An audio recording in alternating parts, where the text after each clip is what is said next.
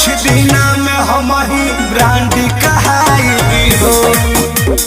हमारे नाम के चर्चा देख ली कुछ दिना में हम ही ब्रांड कहाई